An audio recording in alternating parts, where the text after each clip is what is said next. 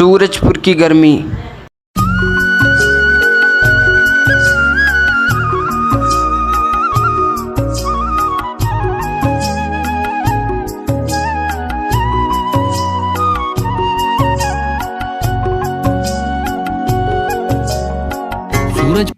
एक छोटा सा गांव जो उत्तर भारत के एक दूर दराज इलाके में बसा हुआ था। यह गांव अपनी खूबसूरती, शांति और उन गहरी जड़ों वाली परंपराओं के लिए जाना जाता था। सूरजपुर की गर्मी भी उसी तरह की थी जैसे भारतीय गर्मी के महीने में बाकी जगहों पर होती है, तपती हुई, बेहाल करने वाली। और कभी-कभी ऐसा लगता था कि सूरज खुद अपने ताप से दुनिया को भस्म कर देगा। गांव के लोग गर्मियों में अपने अपने तरीके से इस मौसम से निपटने की कोशिश करते थे। बड़े बुजुर्ग सुबह जल्दी उठकर अपने खेतों में काम करने जाते ताकि दिन के तेजी से बढ़ते तापमान से पहले कुछ काम निपटा सकें। वहीं बच्चे जो स्कूल की छुट्टियों का आनंद ले रहे थे, पूरे दिन पेड़ों के नीचे या तालाब के किनारे खेलने में समय बिताते। मगर सूरजपुर के इस तापमान का सबसे ज्यादा असर उन पर होता था जिनकी जिंदगी का अधिकतर समय खेतों में ही गुजरता था। गर्मियों का दिन सूरजपुर में कुछ इस तरह शुरू होता था। सुबह सुबह एक हल्की सी ठंडी हवा चलती थी। लेकिन जैसे जैसे सूरज आकाश में चढ़ता, वह हवा भी जैसे भूल जाती। सूरजपुर के लोग जानते थे कि दिन के दोपहर तक सूरज की किरणें उन्हें अपने आगोश में लाकर बेहाल कर देंगी।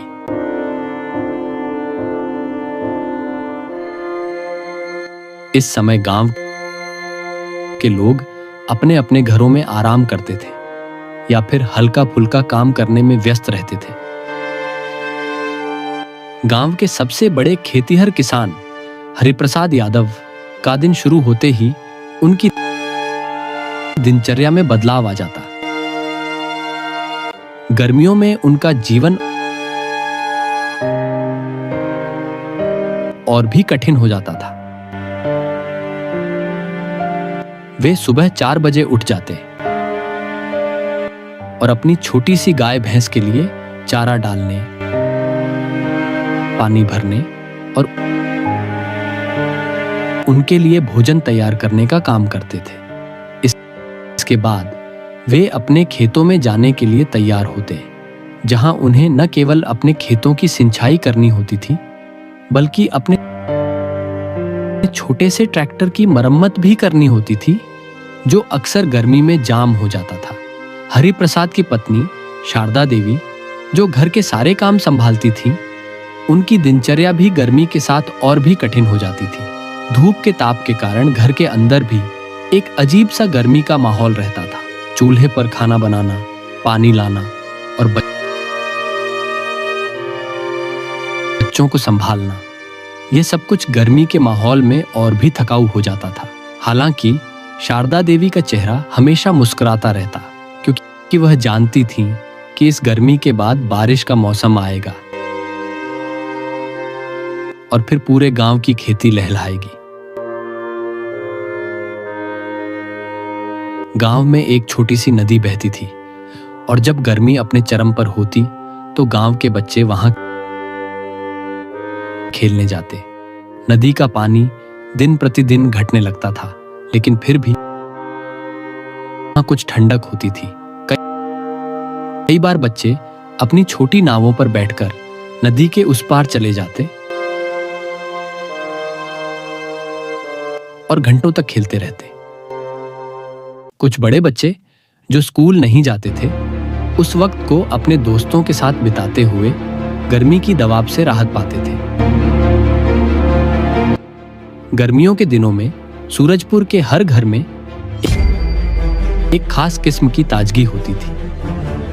गांव में हर घर के आंगन में कड़ी धूप में सूखते हुए आम, लीची और आंवला के पेड़ होते थे। ये पेड़ न केवल गांव को छांव देते थे, बल्कि उनके फल भी गर्मियों में खाने के लिए अत्यंत राहतकारी होते थे। गर्मियों में बच्चों के लिए सबसे रोमांचक पल यही होते थे जब पेड़ से झूलते हुए आमों को चुराना और उन्हें खाते हुए अपने दोस्तों के साथ ठंडी छांव में बैठना। गांव में एक तालाब भी था जो गर्मी में अक्सर सूख जाता था, लेकिन पानी का थोड़ा बहुत स्तर हर साल बनाए रहता था। ये तालाब गांव के लोगों के लिए जीवन रेखा जैसा था। गांव के बुजुर्ग इसे पानी का वरदान कहते थे। आज वह तालाब न होता तो हम प्यास से मर जाते। गर्मियों में जब सारे पानी के स्रोत घट जाते तो ये तालाब गांव के लोगों के लिए पानी की जरूरत पूरी करता था। गर्मियों के मौसम में सूरजपुर में एक और खास बात थी जो गांव के लोगों के दिलों को बहुत भाती थी।